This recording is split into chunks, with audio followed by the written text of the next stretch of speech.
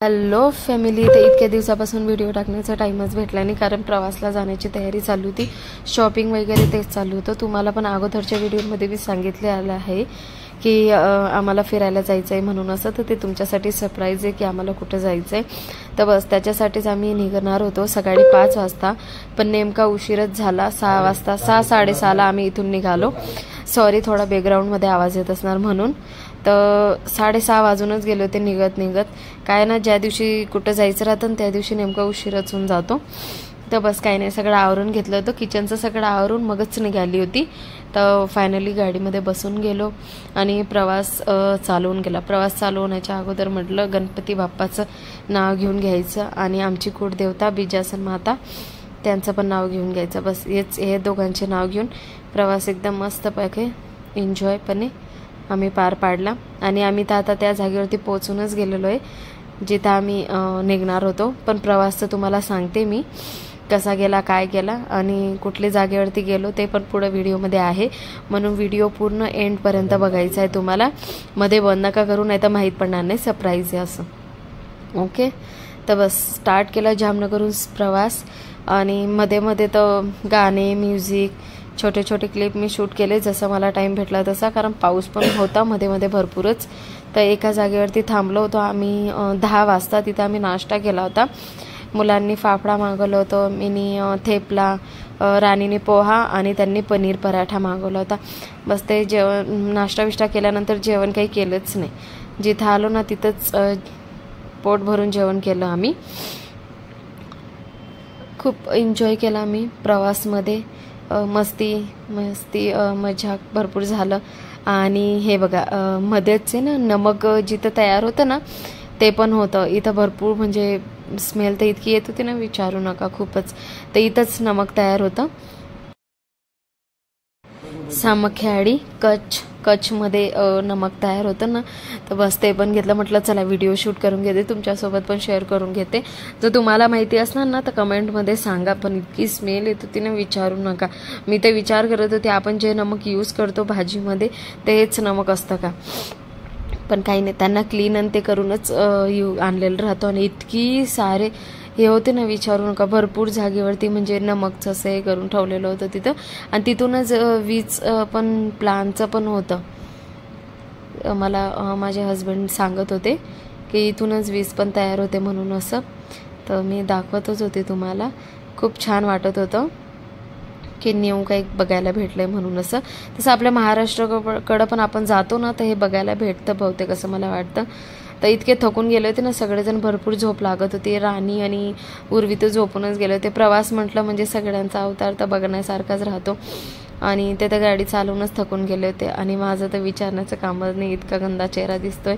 आणि ओम माझ्याजवळच बसला होता। फायनली आम्ही हॉटेलमध्ये पोहोचून गेलो। हॉटेलमध्ये आल्यानंतर सगळ्यात अगोदर आम्ही जेवण केलं नव्हतं दुपारी, म्हणजे सकाळी 10 वाजता नाश्ता केला होता तेवढाच, आणि आम्ही हॉटेलमध्ये आलो होतो 4 वाजता। तर भूक तर भरपूर लागली होती, पण ऑर्डर नाही करायचं होतं कारण जायचंच होतं 1 तासामध्ये फिरायला म्हणून। तर घरून आहे ना मी चिवडा आणि मैद्याची पुरी बनवून आणली होती, बस तेच आम्ही एन्जॉय करून खात होतो। मैद्याच्या पुरीचा पण व्हिडिओ आहे ना मी तयार करूनच ठेवलेला आहे, पण टाकायला टाईमच भेटत नाही नेमका, कारण हे प्रवासची शॉपिंग आणि ते सगळं चालू होतं ना त्याच्यामध्ये टाईमच भेटला नाही मला। तर बस बाहेर फिरायला जाण्याची तयारी म्हणजे नाश्ता आणि ते आमचा चालू होता, आणि राणी तिकडे तिची तयारी करत होती, रेडी होत होती ती। फायनली रेडी ते सगळे झाल्यानंतर आम्ही आलो इथं फिरायला। आता हे आहे सनसेट पॉईंट, इथे बघू शकता तुम्ही, घोडे आहेत, नंतर गाडी आहे, आणि इथं आल्यानंतर ना तिकीट घ्यावं लागतं सनसेट पॉईंट म्हणजे आतमध्ये जाण्यासाठी। आम्ही इथं तिकीट घेतलं, 145 रुपये एक जणाचे होते, तर आम्ही 3 जणांचे 145 प्रमाणे दिले होते। आणि मुलांचे पण घेतले होते, हाफ तिकीट त्यांनी घेतलं होतं मुलांचं। तिथं घोडा पण होता आणि असं गाडी होती, हातगाडी पण होती, तिच्यावरती पण जाऊ शकता तुम्ही, पण आम्ही काही नाही, आम्ही चालतच गेलो होतो। फायनली जिथं पोचायचं होतं तिथं पोचून गेलो। इथे ना सनसेट होतं, पण इतकं 145 रुपये देऊन पण वातावरण खराब होऊन गेलं होतं ना, तर सनसेट पॉईंट काही पूर्ण पाहायला नव्हता, पण काही नाही, छान वाटलं, एकांत बसायला खूप मस्त वाटलं। आता मी तुम्हाला सांगून देते की फायनली आम्ही कुठं गेलो होतो म्हणून असं। आम्ही आलेलो आहोत माउंट आबू, माउंट आबू राजस्थान खूप छान जागा आहे. मी जेव्हा स्कूलमध्ये होती ना 10वीच्या, तेव्हा मी पिकनिकसाठी आली होती. बस सनसेट पॉईंट तर काही पाहिला नाही, पण उतरताना बघा तुम्ही अचानकच आहे ना 6:30 वाजले होते, तर पूर्ण फोग यायला लागलं होतं. काय माहिती काय येऊन गेलं होतं. तर बस तसंच पडत आलो मार्केटमधनं काही वस्तू काय घ्यायच्या होत्या.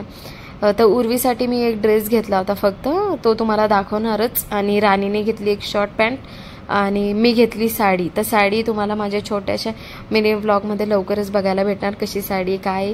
व्हिडिओ कसा वाटला कमेंटमध्ये सांगा. हॅलो फ्रेंड्स, तर माउंट आबूचा आज पहिला दिवस खूप छान गेला. खूप आम्ही एन्जॉय केला आणि खरंच छान पण गेला. पावसामध्ये ओले पण झालो आणि भरपूर छान. तुला कसं वाटलं? थोडा चांगला थोडा खराब का?